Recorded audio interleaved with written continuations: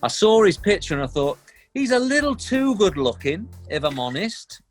You know, there should be a law against that, but, you know, I'm okay with it.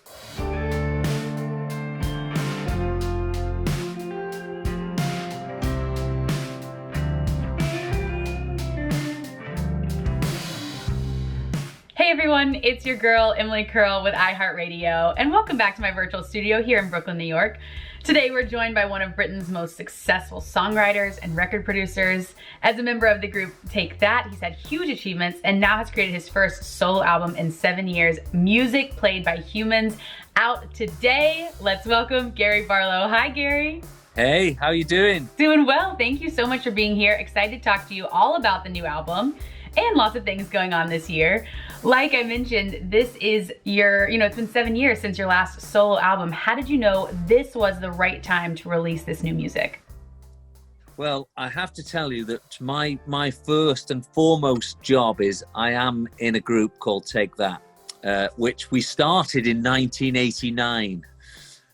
So we've been in a band together for a long time.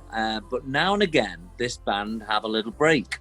One of our members has got 2 young children. So from time to time, everyone says, give me a couple of years and I'll see you then. And in these gaps, I have a real problem because I just love making music.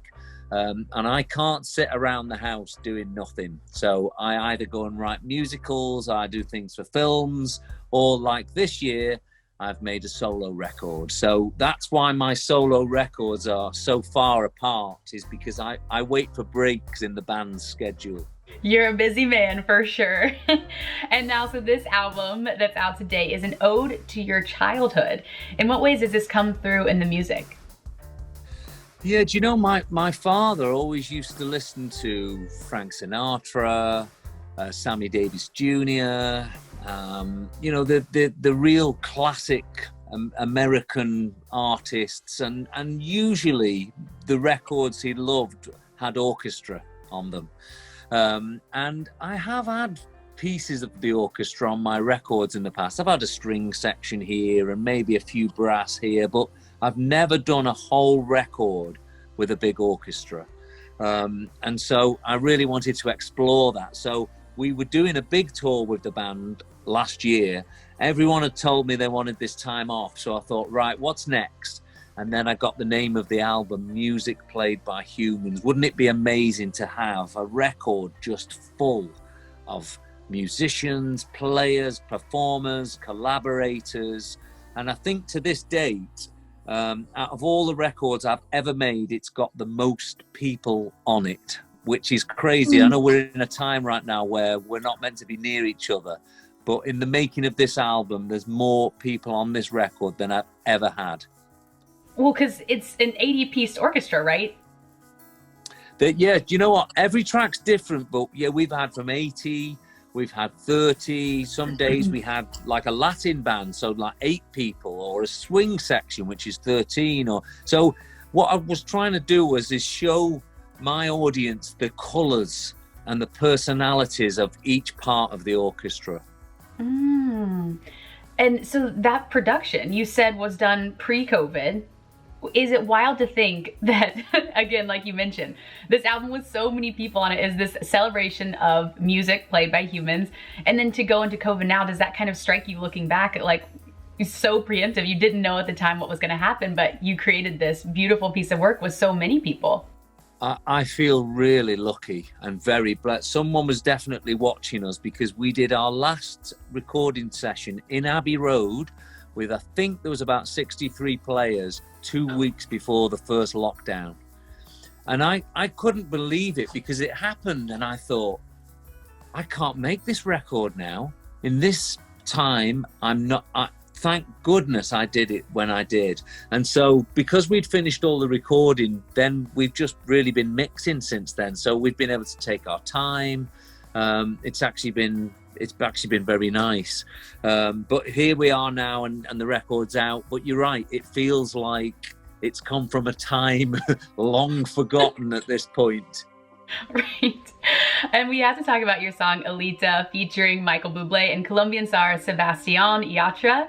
A cool collaboration of a lot of different worlds. What was your favorite part about working with each of them?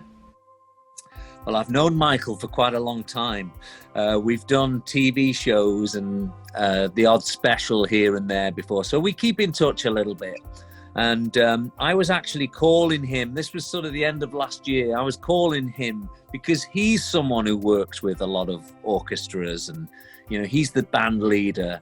And I was kind of asking him for a little bit of advice, and he was like, hey, we should do something together. And so I went off and I came up with a little idea for a song, and it had this Latin flavor to it. And so we kept working on it, and I've got to be honest, it did sound like a guy from England and a guy from Vancouver doing Latin music. So Michael said, hey, my wife's from South America and she's really into this guy. Check him out. So I went on and I listened to his music, and I thought, this music's fantastic.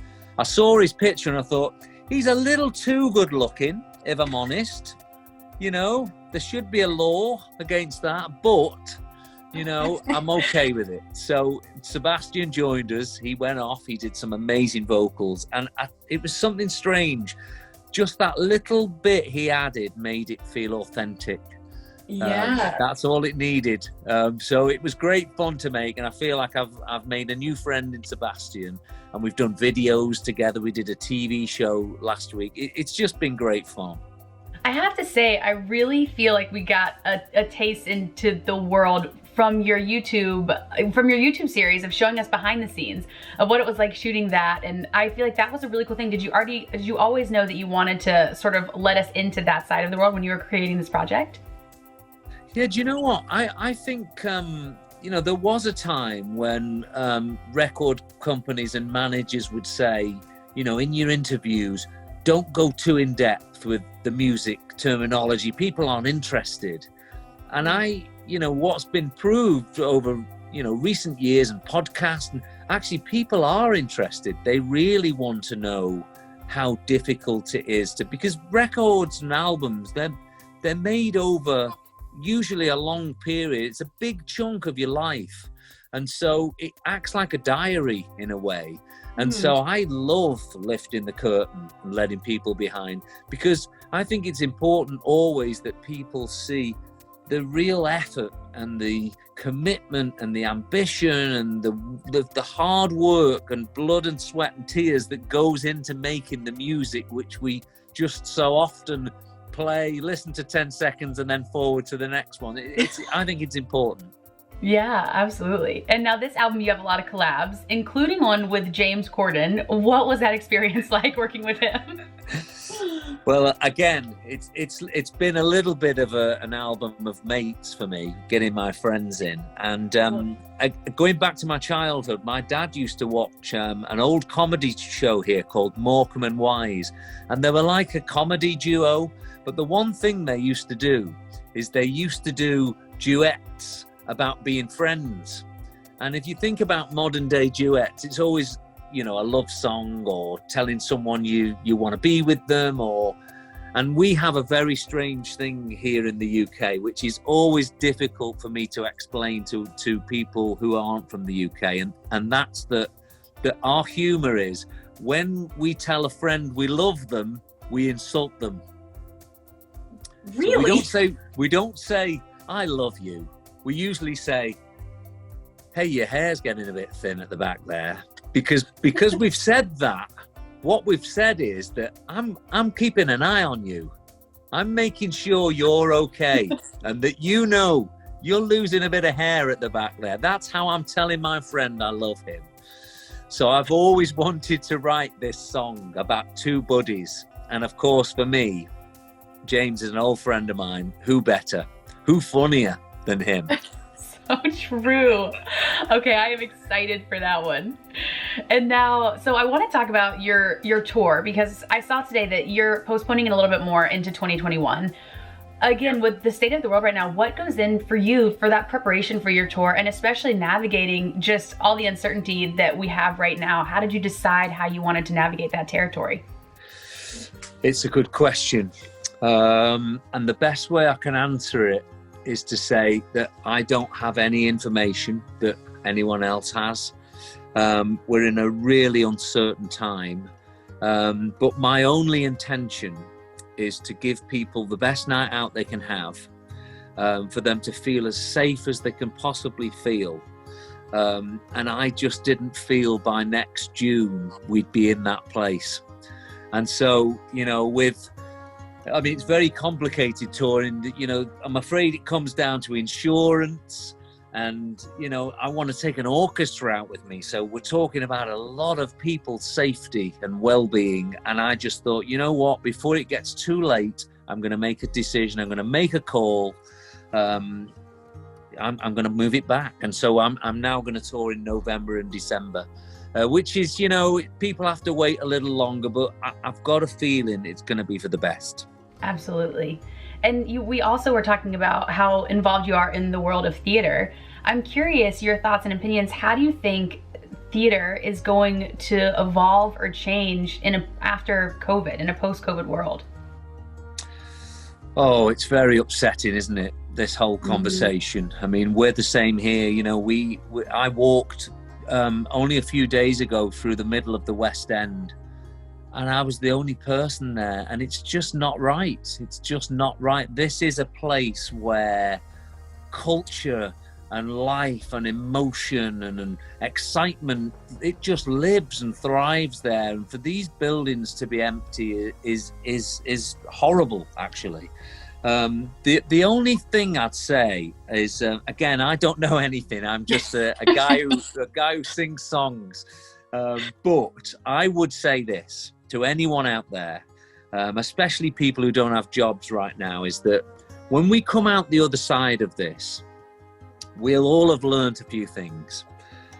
We are going to be in a place where people feel confident about coming back into these venues. We can get on stage. I really believe that once we're back in that place, get ready for it, because the audiences are going to have the best time they've ever had. They're going to be the best audiences we've ever played to. People are going to appreciate art and culture like they've never appreciated it before. I do believe, even though it's a bleak time at the moment, I do believe that we will all get back to where we love being, and it will feel more special because of that. Such a beautiful answer, because I know for me, like, that appreciation that I already know that I'm going to feel is going to be next level.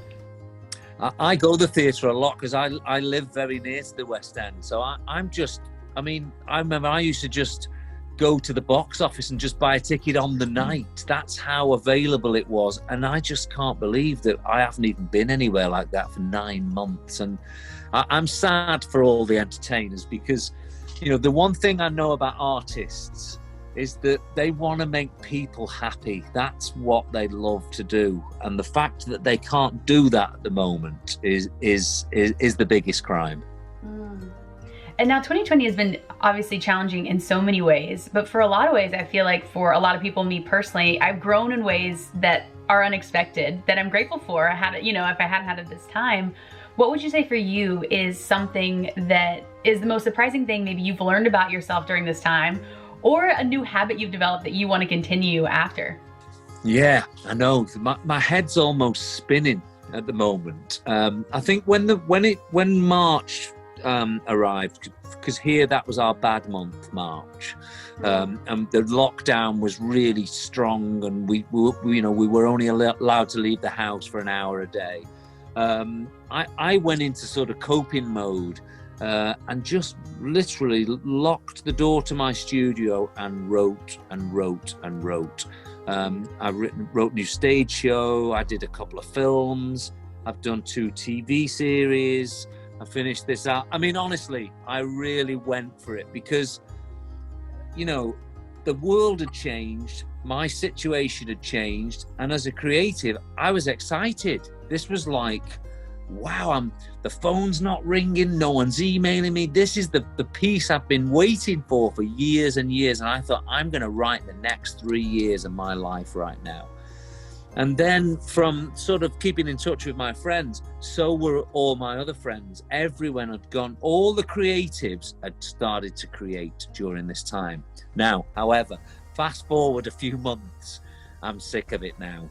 I want to see my friends. I want to go out for dinner. I want to go to a bar and have some nice cocktails. I'm tired of it now. So I've kind of come full circle. I'm ready to get back to normal. Yeah. So now, Gary, one more question before we go. As we approach the holidays, what is your favorite holiday tradition? Do you know what? I'm afraid to say our oldest child's 20 and our youngest's 11.